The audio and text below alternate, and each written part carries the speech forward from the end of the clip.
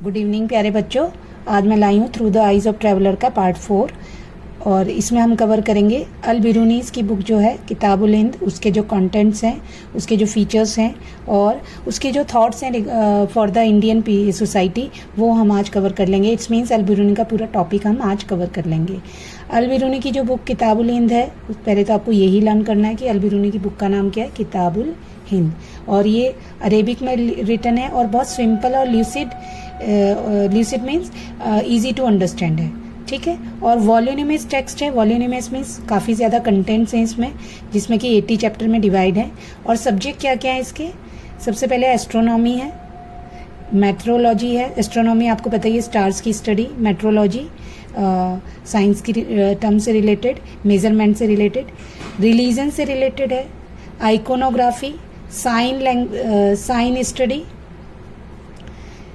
Science की जो studies होती है वो आइकोनोग्राफी में आएगी। फिलॉसफी, लॉज, फेस्टिवल्स, मेजर्स, वही मेजरमेंट से रिलेटेड, वेट से रिलेटेड, कस्टम से रिलेटेड, मैनर से रिलेटेड, अल्केमी, केमिस्ट्री से रिलेटेड टॉपिक इसमें कवर्ड है।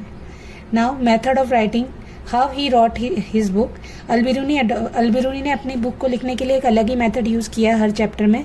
उसने जो चैप्टर स्टार्ट किया वो क्वेश्चन से स्टार्ट किया, as we are also teaching in the as he started the chapter as a question.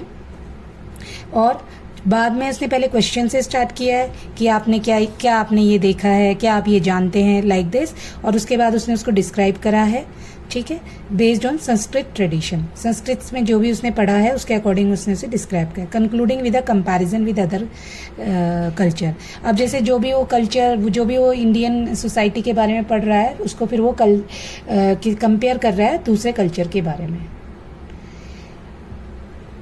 अल बिरूनी, अब जो अल बिरूनी ने जितना भी वर्क लिखा है वो अरेबिक में लिखा है, जिससे कि वो हेल्पफुल है किसके लिए, जो फ्रंटियर्स रहते हैं। फ्रंटियर्स मीन्स बाउंड्रीज में रहते हैं इंडिया के आसपास के लोगों के लिए, जो बाहर के लोग हैं वो इंडिया के बारे में जान सकते हैं।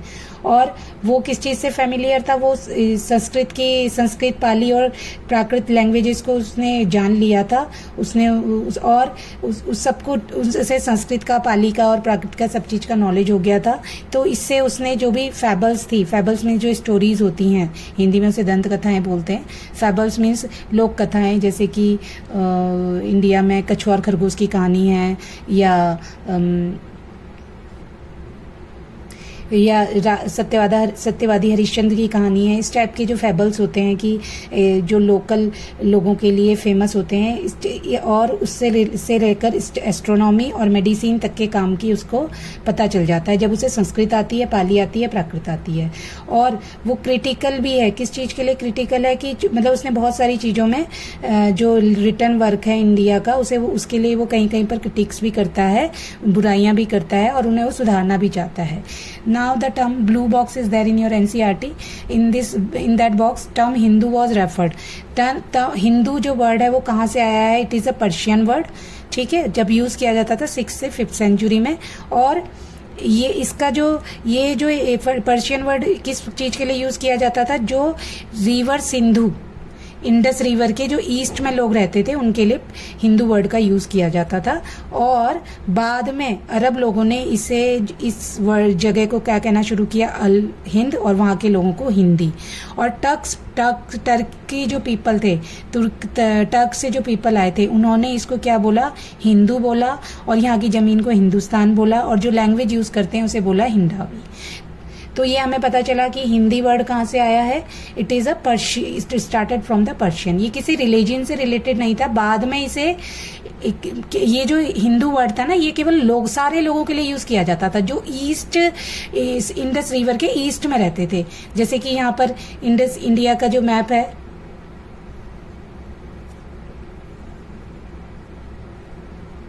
तो यहाँ पर इंडस रिवर है,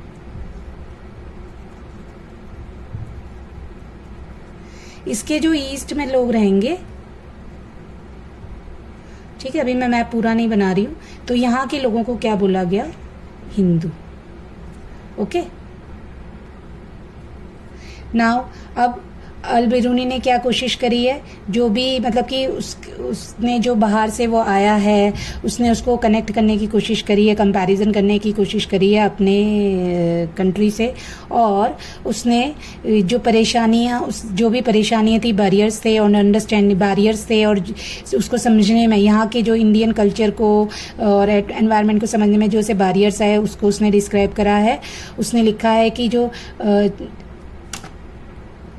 कि हमेशा से जो भी ट्रैवलर्स होते हैं वो हमेशा जब भी कुछ नई चीज़ें देखते हैं तो वो उसे अपने अपने जो उनका फैमिलियर होता है उससे कंपैरिजन करते हैं। ऐसे ही अल बिरूनी ने भी यहाँ की जो डिस्क्रिप्शन था उसे कंपेयर करा है। उसका सबसे पहले बैरियर है लैंग्वेज प्रॉब्लम है, क्योंकि जो उसके अकॉर्डिंग जो संस्कृत है वो अरेबिक और पर्शियन से बिल्कुल डिफरेंट है, और जो कॉन्सेप्ट हैं वो आसानी से ट्रांसलेट नहीं किए जा सकते। सबसे पहले जो बैरियर है, सबसे पहली परेशानी है वो लैंग्वेज की है। यहाँ से आपका 3 नंबर का एक आंसर भी बनता है, अगर ये आ सकता है कि what are the barriers faced by the Al Biruni. फिर जो भी उसने रिलीजियस बिलीफ और प्रैक्टिसेस देखे उसमें डिफरेंसेस थे, अभी हम बताएंगे कि वो डिफरेंसेस क्या क्या थे।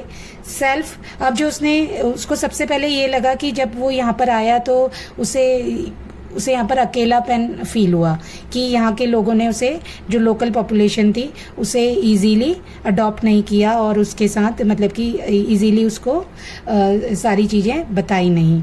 फिर अल बिरूनी ने जितना भी कॉन्सेप्ट लिखा है वो कहाँ कैसे लिखा है, ब्राह्मणास जो ब्राह्मण्स थे उनके पास बैठ करके उनसे जो वेदास की जो स्टडी थी, पुराणास की जो स्टडीज़ थी, भगवद गीता, पतंजलि, मनुस्मृति के वक्त से उसने सारी इंडियन सोसाइटी के बारे में उसने सारी अंडरस्टैंडिंग जनरेट करी है।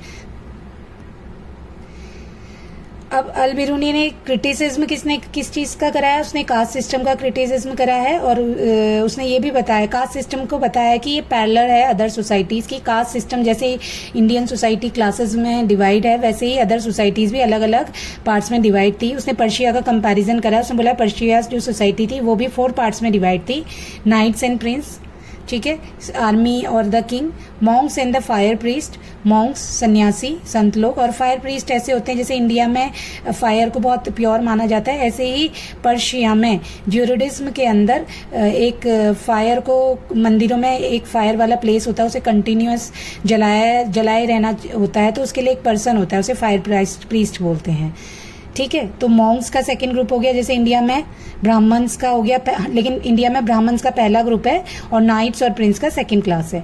फिर उसके बाद आते हैं लॉयर्स, फिजिशियन, एस्ट्रोनॉमर, साइंटिस्ट, इसमें सारे प्रोफेशंस हो गए। लास्ट में है पीजेंट्स एंड द आर्टिशंस, ठीक है, जैसे इंडिया में वर्क के अकॉर्डिंग पूरी सोसाइटी डिवाइड है। अब उसने सोशल पॉल्यूशन का क्रिटिक्स किया है। सोशल पॉल्यूशन मीन्स ये जो अशुद्धता वाली बात आती है, जैसे कि उसने बोला कि कोई इस्लाम में सभी मनुष्य इक्वल हैं, और बस किस वजह से वो डिफरेंस है, उनकी जो अपनी एक्टिविटीज़ हैं या उनके जो मॉरल वैल्यूज़ हैं या अपनी जो भी उनकी अंदर की मॉरल वैल्यूज़ हैं उसकी वजह से वो डिफरेंस होते हैं। अदरवाइज मतलब उनके बिहेव की वजह से वो अलग होते हैं, शारीरिक रूप से अलग होते हैं, लेकिन वैसे भगवान की नज़र में सब इंसान एक हैं। और उसने किस चीज़ का कि नोशन ऑफ जो पॉल्यूशन है, अशुद्धता, जैसे इंडिया में कहते हैं छुआछूत, पॉल्यूशन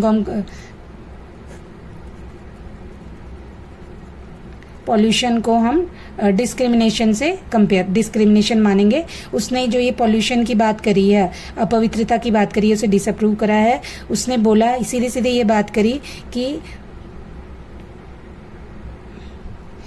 संसार में जो भी चीज़ एक बार इम्प्योर होती है वो दोबारा से पवित्र की जा सकती है।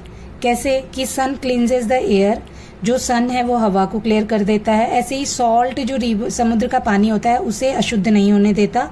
इसी तरह से अगर ऐसा नहीं होता तो लाइफ इम्पॉसिबल होती दुनिया में। और उसने सोशल पॉल्यूशन, कास्ट सिस्टम का कोई बोला है कि ये नेचर के लॉ से कंट्रेरी हैं, अपोजिट हैं। ओके चिल्ड्रन, मैं उम्मीद करती हूँ कि आपको आज का टॉपिक क्लियर हुआ होगा। और मैं आपको एक ये न्यूज़ भी बताना चाहती हूँ कि मैं अब से आपके लिए पॉलिटिकल साइंस के भी नोट्स और लेक्चर प्रोवाइड करूँगी, जो कि दूसरे मेरे अकाउंट से आएंगे, और उम्मीद करती हूँ कि वो भी आपके लिए हेल्पफुल होंगी। Thank you very much children. Children, और मेरी एक रिक्वेस्ट है और आपको इंस्ट्रक्शंस हैं कि आपको एटलीस्ट जो भी बच्चे 12th में हैं उनको 5 to 6 आवर्स पढ़ना ही पढ़ना चाहिए अच्छे मार्क्स लाने के लिए। अच्छे मार्क्स लाने हैं और रिवाइज करना है टॉपिक को। और थैंक यू वेरी मच।